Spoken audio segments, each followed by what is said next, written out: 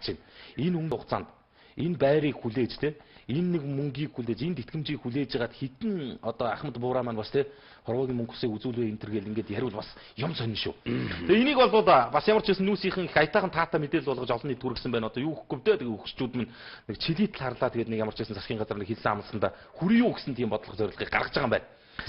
За хизэнээс гэдэг сонь. Тэгээ одоо 340 мянгагаа өгж амжаагүй байж дахиад араас нь 35 гэхээр одоо гаал сэтгэлдүүд бол орж ирж байна. Тэгээ үзэгч маа сэтгэлээ ярүүлээрэ. Тэгэлгүй. 340-ыг бол авч амжаагүй байгаа шүү дээ. За авах вэ гэж асууж байна. За би одоо ингэж мэдээллүүдийг жоохон шуураа яваа идэх үү. Өнөөдөр бас цаг жоохон алдаад орсон. За мэдээллийн Go News хэмээн сайт 15 аймгийн 72 сум зодын байдалтай болсныг өнөөдөр аль биесээр мэдээллээ. Өнөөдрийн байдлаар нийт нутгийн 80% нь бол цасан бүрхүүлтэй болсон байж байна. 15 аймгийн 72 сум зодын байдалд орсон гэж. Зодтой байна гэсэн үг. 72 сум ч юу. Энийг яах гэж хэлээд байгаа юм хэрэг цасны зузаан 20-оос 33 см болж хунгарлаад байгаа гэсэн. Хунгарсан газар бүр 130 см буюу метр 30 см-ийн өндөртөө засан хунгар тогтсон байна. 72 сумд одоо юу гэдэг дэлэг нэгтэй бидний Монгол ахын дүүс маань зод дурханд автаж эхэлжээ. Өвлжилтийн нөхцөл байдал бол хүндэрч эхэлсэн байна.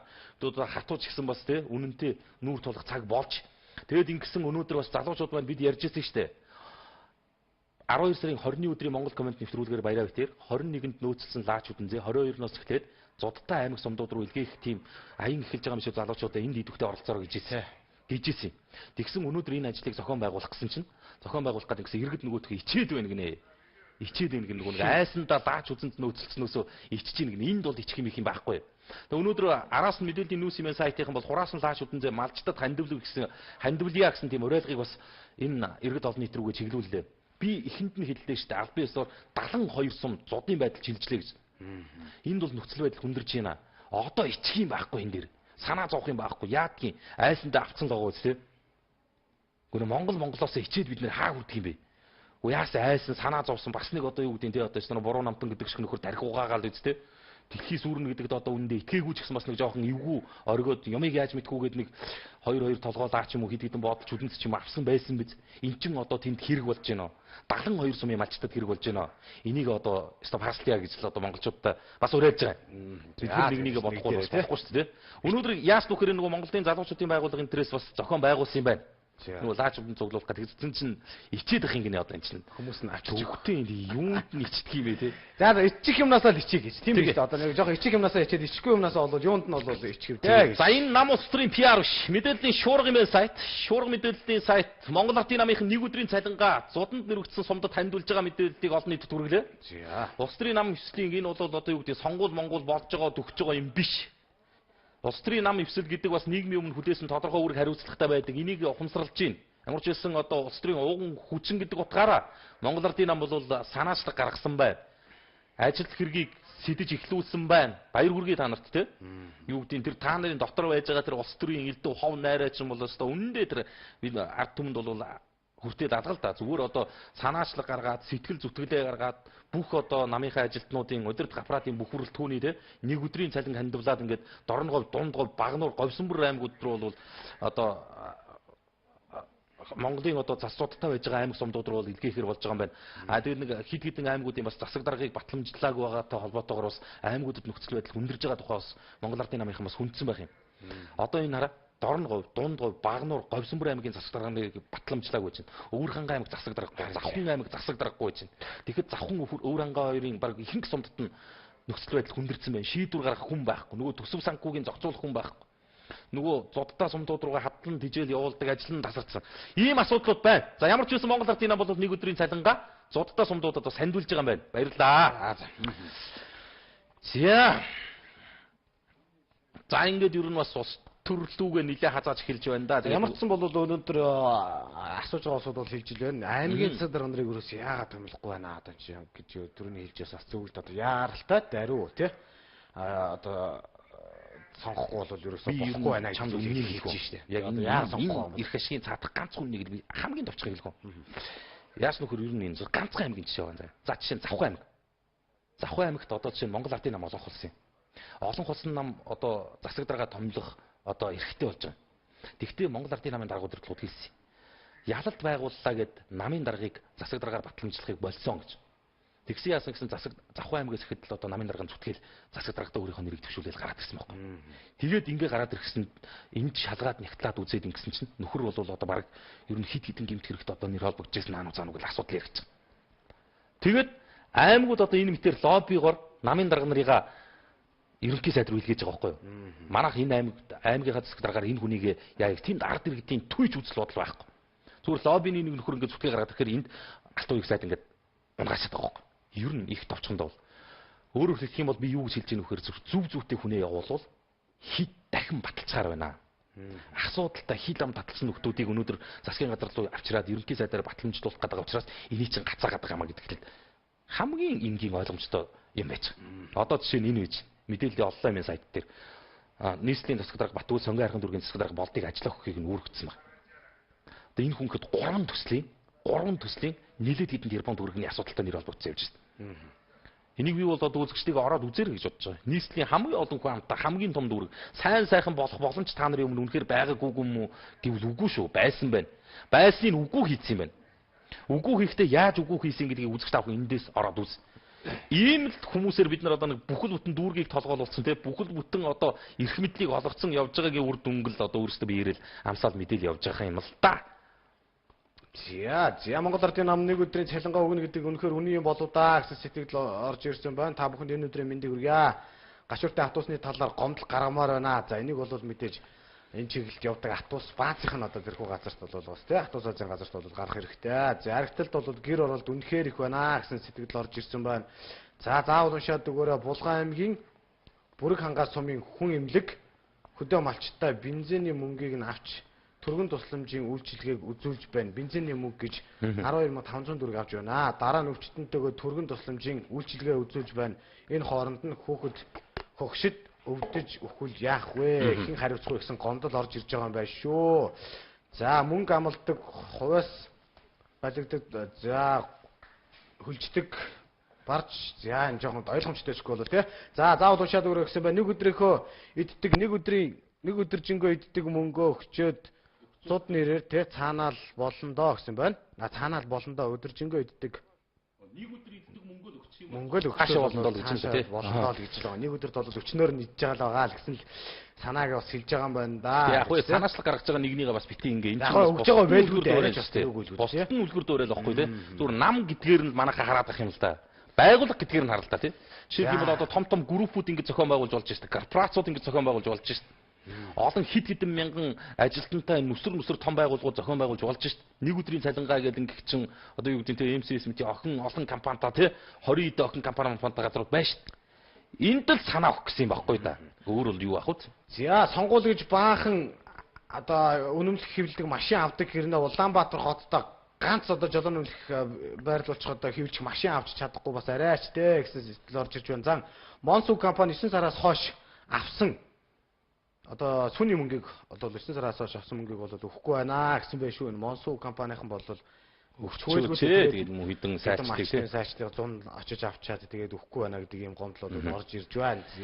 За өнөөдөр бол үнэхээр хожигнж байна. Үнэхээр ямар амир их орсон юм бэ?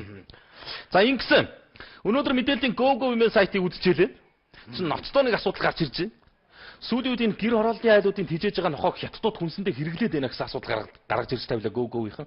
Бүр тодорхой сурвалжлагатай, тодорхой баримттай, тодорхой цаг минуттай, тодорхой улсын дугаартай машины номер марктай гэд асуудыг ярьсан байна. За. Тэрөөс нэг гэр хорооллынхэн ч одоо юу гэдэг нь нэг хань татдаг, хашаа ороогоо хамгаалуулдаг одоо юу гэдэг нь те ганц үнэн жалбт нь бол нэг хашааны хідэн нохол байгаа шүү дээ. Нэг айлууд нөр хашаантай ганц нохото тий бархилэг хамаатанда итгэхгүй тий хамаатанда итгэхгүй халтар багшаасаа итгэхгүй гэдэг шиг юм болж байгаа байхгүй. Тэр ингэсэн сүүлийн үед энэ айлын хашаан дотроос нь нохоог нь алж авч яваад байна гинэ.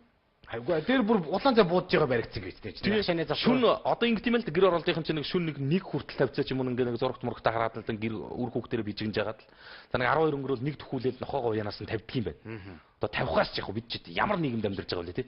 Эсвэл хүнд итгэхийг л өөртөө итгэхэд хэцүү байж байгаа цаг штэ. Тэгээ нэгээс тавиал өглөөнийг одоо хичээл сургууль эхлэхээс өмнө нохоогоо уйддаг юм байна. Хашаа оронд нөхөө ороод ирвэл яах вэ?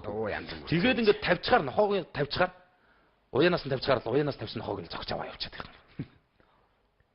Тэгээ одоо юу гэдгийг те нэг Улаанбаатар хотын золбин нохоо устгал мустгал нь юм уу гэхээр үгүй. Нөгөөдхийн аваач устгаж байгаа наануу цаана байхгүй. Тэгтэл Улаанбаатар хотын годомжинд одоо нохоо сүргэлж шít. Тэр бэлчиж шít. Тэг яах вэ хэрэг тийм стандартын шаардлага хангасан. Эрүүл ахуйн хувьд бас боломжийн хашаа ороонд байдаг. Годомжинд явдаг одоо тий хог нов шийддэг одоо бүр зориултын хоол мол иддэг тэр нохоонуудыг одоо өөрөөр хэлэх юм бол жаазалж гуанзуудад шахдаг нийлүүлдэг бас гэсэн тийм л мэдээллийг л энд ярих гэдэг л да. Тэг бид нар одоо чинь яг гадуур дотор хооллохдоо юуны мах идэж гин гэдэг асуудлыг хүртэл бас бодноор л болж эхэлж байна. Тэгээд устгаад аваачдгоо зах. Юун дээр болдгоо. Тэгээд улаанчуудууд молууд дээр ч одоо болсон байх ёстой шүү дээ. Тэгэж одоо Улаанбаатарт хэдэн зуун нохоо одоо чинь энэ намар гэхэд л одоо устгаа. Дүн тоо мэдээгээр бол. Тэгсэн хэрнээ тэднийх нь одоо юу гэдэг устгагдсан газар байхгүй. Тэгэхээр хятадуудад одоо нохоо шахдаг ийм бизнес цэцгэлчээд байна гэдэг асуудлыг бас гөөгөөхийн хүндэж тавьж шүү. Энэ бас ноцтой юм байна. Бодмоор. Тийм. За 2024-ийн 2-21-нд дэлхийн сүнэн гэдэг байсан нөгөө улсууд яасан бэ? Тэднээс нэг ярилцлага аваач гэсэн байна. Гэхдээ ярилцлага авах дараагийнхаа дэлхийн яагаад сүнэхгүй вэ гэдэг. Дэлхийн яагаад сүнэхгүй вэ гэдэг ном удахгүй гарах гэж байгаа юм байлээ ш. Яагаад сүнээгөө вэ гэдэг. Эхлээ сүннэ гэжсэн бол одоо яагаад дэлхийн сүнээгөө гэдэг ном гарах. Муу ярим да. Зөвхөн өнөөдөр над руу одоо чинь мессенжерээр нэг тийм юм ирсэн. Дэлхийн сүннэ гэдэгсэн хүмүүс дэлхийн сүнсэнгөө одоо өөрсдөө дэлхийгээс явцгаагаар гэж одоо тэгэхээр ямар тэгсэнгээд ямар тэгс хилдэг гэдэг нөхдүүдийг дэлхийгээс явуултаа шүү дээ. Тийм ээ тэгж байгаа. Тэгээ зарим нь бол яг өмнөх өдөр нь бол юу гэдэг одоо байгаль дэлхийгээ харагдаад бол бас авч үлцээ мэлсэн ингээл янз бүрийн юм ярьж байгаа. За тэр жаа. Баяраа комментэнд даруулчлаа шүү. За бид харуулж байна. За төвийн завхны төвийн эрчим хүчинд холбогдлоо 24 цагаар цаг тог асаж байна. Баярлалаа гэсэн байна. За баяр үргье гэсэн байна шүү. Завхны төвийн эрчим хүчинд бол завхан бол холбогдсон гэдэг дээрээс бас хэлж яриалсан. Тэгээд 24 цагаар бол асч байна. Бас яваа болж байна бас нэг хоёр газар ч гэсэн асч ивэл зарим газар нь тог тасраад бас хэцүү байна. За энэ нэг хүүхэд барьцаалсан энэ нэг хүн ч одоо нэг өнөөдөр тодорхой болж тий бас нийгэмд нэлээд их яригдлаа шүү дээ тий. Энэ нөгөө нэг телевизийн захирал энэ төр байсан гэж гээл. За 2 настай хүүхд хүртэл асарч байгаа эцэг ихэд цалин өгөх юу болсон бэ? Эрдэнэ сайдаа гэсэн байна.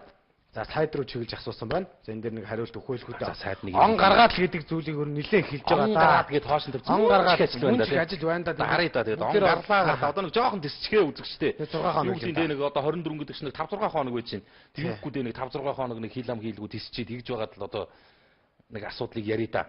За ингэсэн. Олон юм сайт энэ жилийн шинэ жил их учиртай. За бид нар одоо их хувьтай хүмүүс юм уу? Одоо хувьтай ч гэдэг юм энэ одоо дарга нар бол одоо харуул ууралмаар л мэдээ. Шинэ жилээр 4 хоног амарна гинэ. За. Энэ өнөөдөр 4 гэнүү 5 гэнүү гэдэг нэг тодорхой ойлгомжгүй явуулсан байна. Энийг ч оллыг яг гоё битсэн. За. За ингэж байгаа юм. Ингэж байгаа. 12 дугаар сарын 31-нд бол даваа гараг тохиож байгаа. За Монгол Улсын засгийн газрын шийдвэрээр 12 дугаар сарын 31-ийг авсан ёсоор бүх нийтийн амралтын өдөр болж байгаа. За нэгний өдөр бол мегмар гараг тохиож байгаа. За ингээд бол 31 1 2-д бол 2 ажлын өдөр бол амралтын өдөр болж байгаа. Хуулиараа. За ингээд яах вэ гэхээр 12 дугаар сарын 31-ний өдрийг даваа гарагийн өдөр байгаа учраас 13 оны 1-р сарын 5-ны бям гараг руу шилжүүлж байгаа юм байна. Тэгэхээр одоо манайхан бодоод гошгорч магадгүй 4 хоног дараа л амарчаад энийг нөхөж ажиллахгүй болов уу гэж бодож байгаа бол үгүй юм байна. Эний чинь бям гараг өдрөөнөөс шилжүүлээд ажилуулчих тийм хувилбар байгаа юм. Ямар ч байсан гэхдээ энэ жилийн шинжилгээр бол үндсэндээ 5 дахь хагас сайн гэж таарад, хагас сайн бүтэн сайн гэж таарад, 1 дахь 2 дахьд бол 31 1 2 тохиож байгаа учраас нийтдээ 4 хоног амарна гэсэн тийм юм байна. 4 хоног босноо тийм. Гэхдээ Монгол комент бол явна л та. Манайх бол явна гэж. Манайх бол явна. За сэтгэлдүүд маш ихээр орж ирж байна. Найруулагч маань ганцхан минут рекламыг үзээд эргээд студиэс уулзъя гэж ашгүй. Хэлж ярих мэдээлэл байгаа. Тэгээд та сэтгэлийг уншнаа. 1 минут. Эргээд уулзъя.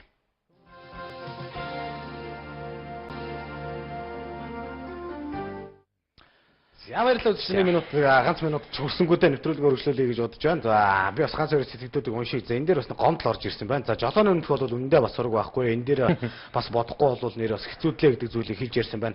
За хүүхэд бичгээр тоохгүй байгаа юм уу? 1 сая төгрөг хизээ өгөх юм бэ? Бид чинь бас хүн шүү дээ гэсэн байна. Тийм ээ. Ойлгож байгаа шүү дээ. Тоохгүй юм байгаагүй шүү ахын дуу юм шүү дээ. Юу танаас хараад би ямар хүн бичиж байгааг хэлж мэдэхгүй юм л да. Тэгээ тоохгүй байхгүй уншаад өглөө тэгээд өгөхгүй л байна л да. Өгдөг бол тэгээд үгэл одоо нэрээ би гэсэн авмаар л шүү дээ. Баяраа битэр авмаар байна. Манайхан бүгд л авмаар л шүү дээ. Тэгээ бас ард нь бас бид нар улс их орноо бодохгүй бол ер нь бол болж игүүл хүн бүтээх тэр сэтгэлгээрүүгээ хандахгүй бол нийн үгүн нийлэхэд Монгол улс их орны хавтгаарса халамжийнхаа бодлогоос болоод өнөөдөр нэг иргэн нь 7 сая төгрөгийн өртөө дэлхийн цорын ганц улс орн боллоо шүү дээ. Нэг иргэндээ 7 сая төгрөгийн өртөө олдсон дэлхийн цорын ганц улс орн болж байгаа байхгүй. Тэгэхээр одоо бид нар бас төрөөсөө нэгтдэг те төрөөсөө гуйдаг энэ байдлаас бас нэг багахан хэмжээгээр сэтгэлгээний хувьд жоохон хөндөрч өөрсдөө бүтээх тэр асуудал руу тэр хандлага руугаа жоохон ойртохгүй бол нэг нүгүү үннийг хэлэхэд бол улсаа бид нар өөрсдөө хайрлахгүй хин хайрлах юм бэ?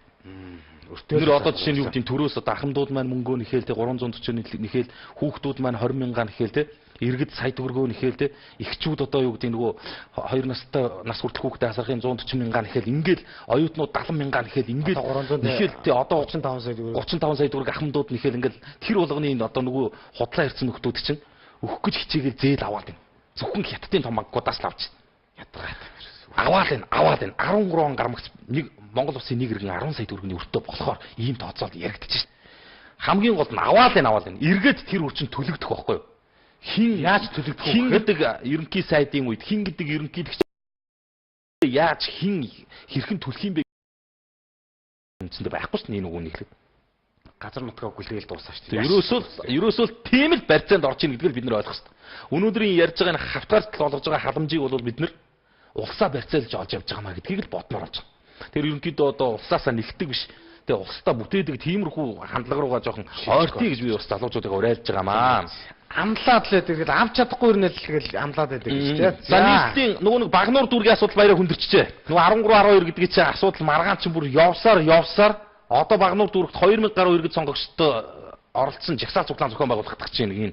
Хөхөө өвлийн хүүтэнд одоо тэгээд ингэх шаардлага бас байна уу гэж би бас бодлоо тэгсэн үнэхээр бас аргагүй юм байна. Одоо Монгол Ардын намын нам бол албан ёсоор 13 судал авсан шүү дээ. Тэгээд ингээд хууль бусаар ялагдсан нам болж ингэж таарч байна. 10 одоо чи их сони юм байна. 25 судлаас 13-ыг авсан Монгол Ардын нам ялагдаад 12-ыг авсан Ардсан намд ялж байна. Яг гэхээр дээр эрх мэдлийг барьж байгаа одоо их хурл засгийн газрын төвшөндөө ч юм уу Ардсан нам ялсан байгаа болохоор нэг зэргийн илүү байхыг бол илүү тооцохгүй юм байна л да. Энэ дэр бол мэдээллийн M-News-ийн сайтын асуудлыг маш тодорхой бичсэн байлээ. Ингэсэн байна. Ардсан намын нөхдүүд албан тушаалд нүдэ ухаж өгөхөөс буцахгүй байна. Монгол Ардын намын голдгосаагаар төлөөлөгч болж орж ирсэн нам шир хэмээх эмчийг уруулсан гэж. Нөгөө өрөөнд барьцаалдаг гэжсэн шүү дээ. Нам шир эмчийг уруулсан. Одоо ямар ч ус уруулаад авчиж. Тэгээ бас нөгөө ариун дах гэдэг нэг шинэ нэр том яаж газар авлаа л та. Тэгээ дүүргийн мэдээлэл холбооны сүлжээ төрийн өмчт компани хурлын зааланд төр үнэмлэхэж аваагүй 12 төлөөлөгчөд дуудан хулгайч нохоо гэлтэй хинд ч хилэлгүй хаалгуудыг түгжиж байгаад хууль бусаар хурал хийцгэнэ. Нөгөө гайхал урагш нэмшир хамгийн хөгшин хэрнээ хурлаа удирдлаггүй төрийн албан хаагчаар хурлын тэмдэглэл хөтлүүлээгүй зүгээр л гаднаас орж ирсэн хідэн хүн цуглаад ховж ив ярьж байгаа мэтэр хуралчлаа гэсэн. Тэгээд энийг бас ямар ч байсан дүүргийнхэн бол хотын дарга Батүлд уламжилсан юм байна. Тэгээд Батүл дарга бол өөрөө Ардсан намын гишүүнчлэлтэй юм том дарга байж гэдгийг бид нэр мэднэ. Ардсан намаас л одоо өдий хүртэл улс төрийн карьер өгж явж байгаа. Тэгээд одоо Монгол Ардын намынханд одоо авралын гарц чухам байна уугүй юу гэдгийг бол мэдэхгүй. Ямар ч байсан тэгээд нөгөө барьцаалагдсан хүн сүулдэ урагч болоод таарчгаар чинь ялгцсан байна гэж би хэлмээр байна да. За наатмаа чинь хотод өвлийн өтөнд ингэж явж хамаагүй хамгийн гол гараа хөлдөө үйл хэлмээр байна. Одоо 2000 иргэн хохирох үедээ л гэдэг байна тий. Жигсэн зуглан та нарт бол аяг халуун цайд өхүүлээд өгөх нэг ч улс төрийн зүтгэлтэн байхгүй шүү гэдгийг л бодох хэрэгтэй тий. Хамгийн гол нь тэр л байна штэ. За энд нэг сонирхолтой мэдээллийг бас M-News-ийн хоол нийт хүргэлээ Хятадын 165 компани Монгол улсаас 322 тусгай зөвшөөрөл буюу лицензийг эзэмшдэг байх юм а. Манай улсад 2010 оны 4-р сарын байдлаар 478 мянган гат талбай бүхий 10,096 ашиглалтын 38.9 мянган гат талбай бүхий 3,659 хайгуулын тусгай зөвшөөрөл олгогдсон байсан байна. Өөрөөр хэлэх юм бол 21 аймгийн 360 гаруй суманд ямар нэгэн байдлаар Монгол орны бүх онцгой болон бүртгэсэн үг шүү дээ. Хайгуулын болон ашиглалтын тусгай зөвшөөрөл бол олгогдсон байдаг байж. Харин сүүлийн үед бас нэлээд цөөрүүлсэн байна. Тэгээд Дорногов аймагт бол 491 тусгай зөвшөөрөл 5 сая гаруй га газар олгогдсон. Аймгийн нийт нутаг дэвсгэрийн 50 орчим хувийн лицензээр бүлэгдсэн байж. Өмнө Говь аймагт 459 тусгай зөвшөөрлөөр 7.5 сая га газар. Нийт олгогдсон тусгай зөвшөөрлийн 10 гаруй хувийг бүх Хятадынхаа эзэлдэг. Тэгээ Хятадын 100% хөрөнгө оруулалттай 165 компани Монгол улсад үйл ажиллагаа явуулж байна. Тэгээ бид ер нь Хятадд болцсон юм шиг. Хятадын 100% хөрөнгө оруулалттай нэг ч Монгол хөрөнгө оруулалтгүй, нэг ч төгрөгийн, нэг ч центийн, нэг ч долларын өөр улс орны хөрөнгө оруулалтгүй зөвхөн Хятадын 100% хөрөнгө оруулалттай 165 компани. Бараг Монголын ийм компани байна уу гэж бодоход амар уус. Тэгээ энэ хаана байна вөхөр зөвхөн ашигт малтмын салбарт тусгай зөвшөөрөл эзэмшиж байгаа 165 компани байж байгаа. За энэний цаана Хятадын хөрөнгө оруулалттай ресторанууд, зоогийн газрууд, зочд буудлууд, үйлчлэгээний төвүүд, худалдааны байгууллагууд тийм аялал жуулчлалын баазууд өөр юу гэдгийг лицензгүйгээр одоо үйл ажиллагаа явуулж байгаа ямар газрууд байгаа вэ? Соёл амралтын байгууллагууд, худалдаа үйлдвэрлэл үйлчлэгээ тий. Олон нийтийн танхим одоо юу гэдэг одоо жишээ нь өөрөө албаны оператор компаниудаас эхлээд. Гээд яривал бид нар ер нь хаалх болсон юм бэ. Үндэсний аюулгүй байдлынхаа асуудлыг тий наануу цаанууга бид нар бол нэрээ бодохгүй болвол энэ ч тоглоом биш байхгүй да. Сүр болгоод ямар муухай өндөр дээрээс ташуурдгийг л бодож иж магадгүй. Бид нар яагаад өнөөдөр хятадд нэг Монгол улсын нэг иргэн 7 сая төгрөгийн өртөө явж байгаа юм. Тэрний чинь ард хийгдэж байгаа, тэрний чинь дагуу шийдэгдэж байгаа ажлуудын үр дүн эрдүүл юм байхгүй. Эм нүс тий. Эм нүс юм сайт. Зүр бодороо гэж би монголчуудаа хаягдсан нэг. Яах тэр юм байна. За ер нь бол би бас ганц хоёр зураг энэ төр үзүүлэе гэж бодож байлаа. За тэгээд ер нь бол оюутнуудын 70 мянга ч одоо төрнөөс хойш дуусахгүй одоо яагаад дуусахгүй байгаа учир шалтгааны гэдэг одоо энэ бас сайд руу өнөөдөр хаягдсан нэг юм бас юуг тавьсан байл зургийг тавьсан байл тэгээд энэ сургуулиуд нэг одоо дуусгаад өгөөд дээдлэл нь анхаарал гэсний тэрний дээдлэл дээр дэлгэцэн дээр харж байгаа бол үзэгчд маань оюутнуудын анхаарал гэж байгаа. Тий оюутнуудын анхаарал. За тэгээд уул ийм асуудал байж таарахгүй шүү. Боловсрол соёл шинжилгээ ухааны сайдын 2012 оны 139 тооц тушаал уулан байгаа гэсэн байна. За баяраа нэг үнэн үгийг нүүрэн дээр нь шууд хэлдэг нэг уншаад. 2012 оны 11 сарын 20-ны дотор төлбөрийн 50% төлөөгүй оюутнуудын 10-11 сарын үндэсний тэтгэлийг олохгүй санхүүгийн алба. Ийм байт юм ба шүү дээ. Ингээл нөгөө нэг юу яат юм байна л та нөгөө 70 мянгаыг өгдөг. Үнэн л аа үстэй. Нөгөө хашижог дээр гардаг шиг үнэн л байсан байж тээ гэдэг шиг юм байна. Тэгэл одоо өгөхгүй байна. Нөгөө хараад байсан чи үнэн л байсан байж тээ гэдэг шиг юм болчихсон. Битээр яриад байсан үнэн л байгаа үстэй. Сургуулиуд 70 мянгаар чинь бизнес хийгээд байна. Энд ч одоо хаашаа сүүлдээ бүр сургалтын төлбөрийг барьцаа юм уу энэ үндэсний тэтгэлэг юм шиг өштэй. Тэгээ уул одоо ийм шийдвэр байхгүй л их юм тэгээд энэ Монгол Улсын боловсролын сайд ер нь асуудлыг яг энэ 70 мянгтай холбоотой асуудлыг нэг харахгүй бол энэ баримт байхгүй юу?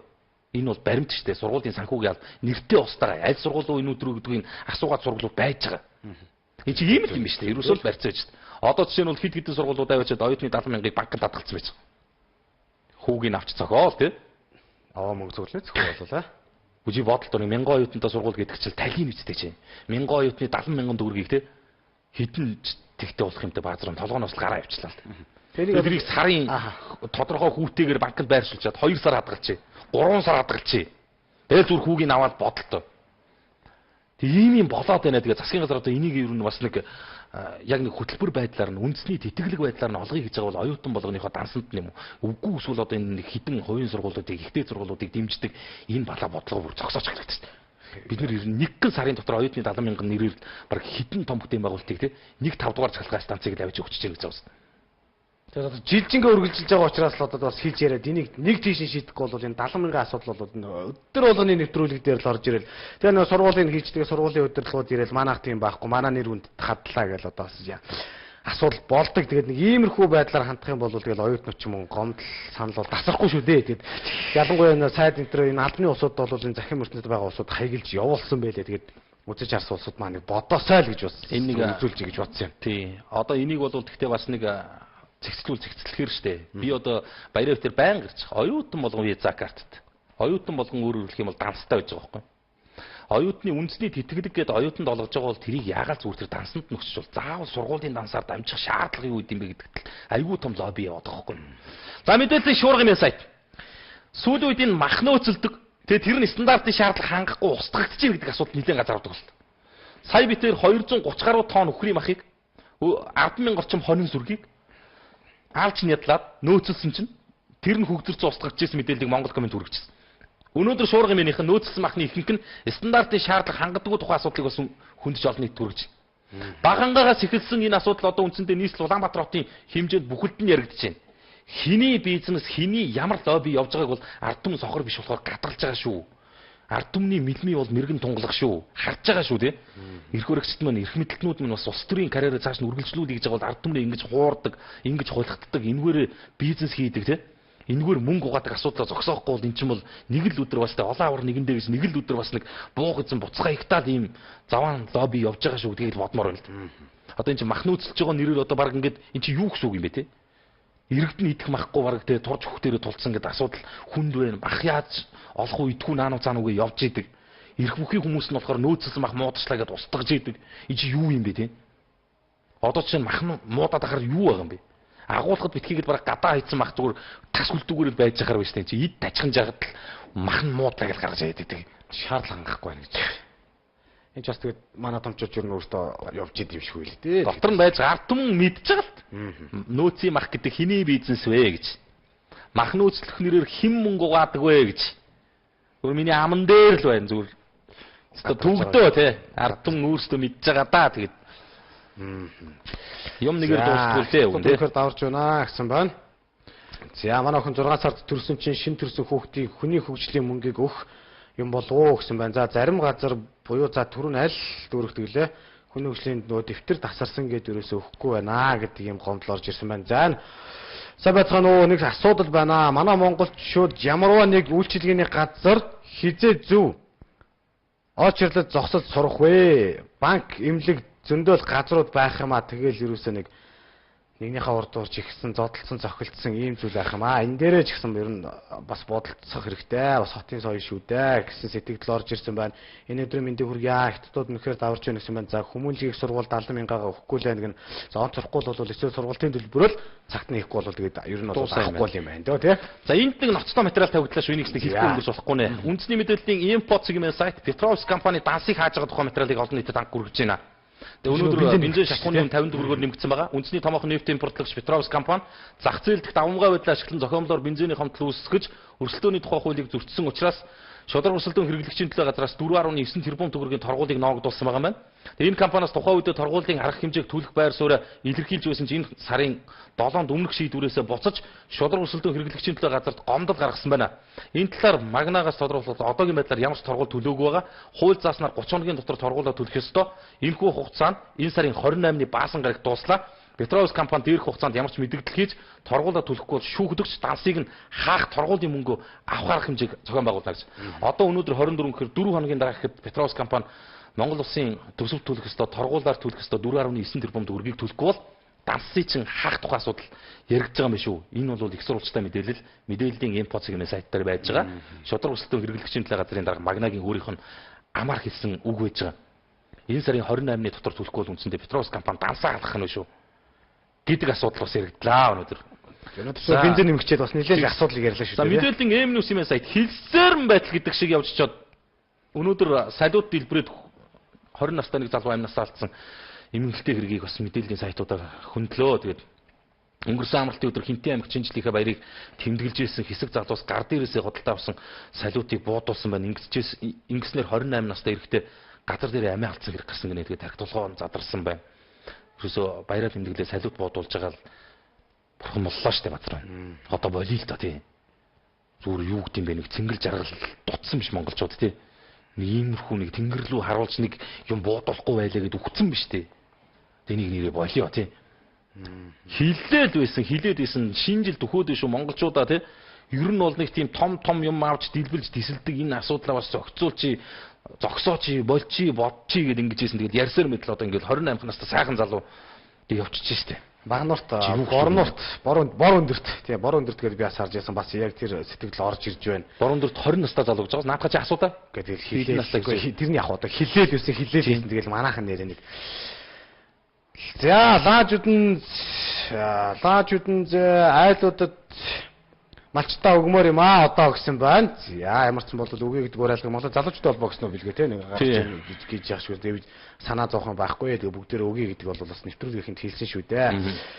За 70,000 холбоотой асуудлууд маш их орж ирж байна. Энийг тэгээ сургуулийн удирдлага энэ төр бол одоо бодох байлгүй дээ гэдгийг л бас хэлж байгаа. За үзэгчтэй бас нэг ерөнхийдөө цаг манд өгсөн байна. Ганц хоёр дураг энэ үзүүлэе гэж бодсон. За ялангуяа за папарац цэг юм байна гэдэг одоо тий папарац нэмэх нэгэд одоо манай юу шүү дээ. Энэ Facebook-ийн тийм замын цагдаагийн Facebook хуудас байдаг шүү дээ.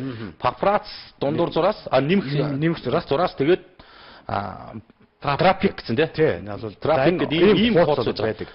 За энэ хуудсан дээр одоо сэрэмжлүүлэг мэдээ энэ төр бол тавьсан байлээ. Ялангуяа энэ гадаа машин үнэхээр хүүтэрж байгаа үед доогор нь гал тавьж асааж агаад энээсээ болж одоо машин шатааж байгаа ийм зүйл зөрчлүүд ер нь байгаа учраас энэ бүгдийг бол сануулж хэлж байгаа юм байна, үзүүлж харуулж байгаа юм байна. Тэгээд ер нь замтай холбоотой мэдээллүүдийг бол бас байнга энэхүү хуудаснаас бол авч болдог байгаа. За мөн одоо ер нь нэг ийм байлаа шүү дээ баяраа. Замын цагдаагийн газар папарац нэмэх трафик гэдэг энэ Facebook групп хуудсыг ажилуулж эхэлснээс хойш Ер нь иргэд бол өөрсдөө замын цагдаа болчихлоо шүү дээ. Тийм болж байгаа юм байна. Ер нь чив тэр ч гэсэн замын цагдаа болчихлоо шүү дээ. Бас одоо юу гэдэнтэй гудамж талбайд алхаж явахдаа дүрм зөрчөөд улаан цагаан урсгал сүрөөд ороод ирж байгаа наануу цаануу зүглэвэл бас нэг уцаа гаргаад авчихсан гэж боддог тий. Яагаад гэвэл тэрийгэ тавьчих тийм групп фоцтой нэгдэлтэй болсон байхгүй юу? Тэгэхээр би бол замын цагдаагийнханд нийт түрүүнд бас баярлалаа гэж хэлмээр байна. Чи юу гэдин те Монгол улсын иргэн бүрднийг шүглээ үлээгээд давхураа барьсан бол замын цагдаа гэдэг ойлголт бас их өөрчлөгдөж штэ.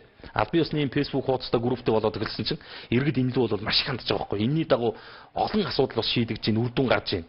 Сайн сайхан зүйлийг хэлэхгүй ярихгүй айчих юм тийм үстэй тий. За тэгээ энэ дээр ингэсэн байгаа. За тэрийг бол сануул болгож үзүүлж байгаа. Замуу папрас нэмэх трафик сэнхүү замын хуудсан дээр та бүхэн 2012 оны 12 дугаар сарын 26-ны өдрөөс эхлэн баруун дөрвөн зам буюу бас бус газруудын нөгөө замын хөдөлгөөнд бол өөрчлөлтийг бол оруулж байгаа юм билээ. Тэгээ энийг бол бас дэлгэрэнгүүгээр тавьсан учраас та бүхнийг бис ороод хараасаа гэж бодож байгаа. Ялангуяа сургуулиуд 11 дугаар сургуулийн уулзуур, дөрвөн замын уулзуур энэ төр 26-наас гэдэг маань одоо магаш нөгөөдрөөс ингээд одоо мөрдөгдөд эхлэхээр бас мэдхгүйгээсээ болоод ингээд дүрм зөрчөө гэдэг ийм сануулгыг хэлж байгаа юм байлаа. За тэгэд хамгийн гол нь өнөөдөр бол бас нэг хөгжилтэй бас бус зургуудыг тавьсан учраас үзэгчтэй бүхэндээс өөр сонирхол юм. Хэрүүн гараа. За манайхан бол яг хөтэ тэгээд янз бүрийн саар юмнууд ч байна. За хөгжилтэй ч хэмээр зүйлээр энийг яагаад үзүүлж яхаар иргэн бүр бол замын цагдаа юмаа гэдэг зүйлийг хэлж байгаа. За манайх ч дүрм зөрчин, халтаргаа, гулгаа, урсгал сүрэн. За манай өвөө бол ерөөхдөө тэгээд морин дэрэгтэй урсгал. Яг урдасны орж. Яг урдасны явж орноо. Ойдохгүй чинь дөө. Янз бүрийн зураг тавиудсан. За манайхан ч бас ингэж ирнэ.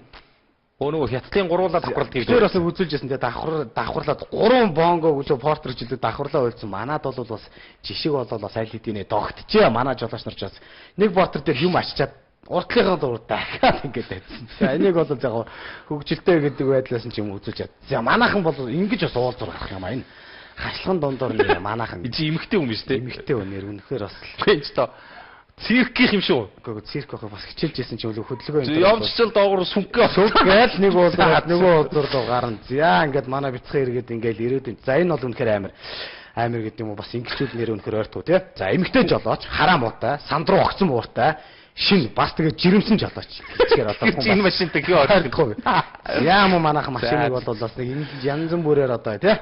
Ингээд ашигланаа. За энэ дээр их гоё. За зайбар тий хурдаас харуул гэл ингээ ярьсан байгаад гиснээ өөрөө бол одоо аль хэдийн купер хаалцаг гээл өгцөн ч хэдэм үү. Энэ мэтлэн бас ийм одоо хөгжилтэй гэдгээс гадна иргэн бүр баялаг штэ сайн муу хосолчл гэдэг юм. Иргэн бүр замын цагдаа юмаа гэдэг зүйлийг одоо бас манай энэ хүү хуудас маань харуулж байгаа юм шүү. Тэгээ та бүхэндээ бас ажлын амжилтыг хүсье ёо гэж дахин хэлээд байна. За найруулагч маань ер нь ганц 2 минутын зай завсар юм байна уу? Болж байгаа юу? За юм байгаа хаа. Гайгүй. За ганц 1 минутын боломж байвал би өгшөө энэ нэг юм бүр ингээ манай логог зорж аваад нэвтрүүлэгт маань хандаад хаяглаад ирсэн учраас би бол энийг бас нэг жоохон уншаа үргэцье гэж бодсон. Ингээд одоо интернетээс манай телевизийн Монгол коммент нэвтрүүлгийн нөгөө nice гэсэн логог юм авч байгаа. Тэгээд Монгол комментийн баяраа бэлгээ 2-т гээд ингээд ийм захиа ирсэн байлээ. Тэгээд өмнө говь аймгаас ирсэн ийм загтлыг би бас үзэгчдээс ирүүлчихье. Нөгөө нэг асуудал байна л дээ.